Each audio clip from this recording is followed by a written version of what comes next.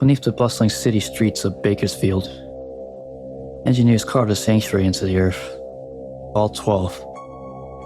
It was advertised as a marvel of modern design, a haven where every comfort had been considered for the fortunate few who secured a place within. The brochures boasted of cutting-edge luxuries, none greater than its prized water purification system. This machine, Vault-Tec promised, could take even the filth of the city's sewers and transmute it into more than 15,000 gallons of crystal clear drinking water each day. For those who enrolled, it seemed less like a shelter from war than a promise of a better life underground. Their diligence in preparing for the end was so thorough that Vault-Tec awarded them tongue-in-cheek press vault suit commendations. Yet behind the polished advertisements and reassuring words, a darker purpose was concealed.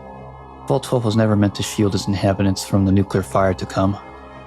Instead, it was built as an experiment, a test bed to measure humanity's endurance under the slow, invisible poison of radiation. To ensure this grim design succeeded, the engineers crafted the great steel door not to seal. No matter how desperately dwellers might cling to the illusion of safety, their vault will remain open to the outside world. On October 23, 2077, when the sirens screamed and the fire lit the horizon, the people of Bakersfield understood too late what their fate would be. News spread quickly. Other vaults across the country had been sealed, their great doors locked against the end of the world. In desperation, families and neighbors converged on their own promised refuge, Vault-12. They forced their way inside, clinging to hope, clutching children and scraps of belongings, praying the stories of safety had been true. But the door was a lie. It stood as Vault-Tec intended, unsealed, a silent invitation for the invisible storm outside. Radiation poured into the shelter like a tide. In the weeks that followed, Bakerfield's survivors endured the slow horror of transformation.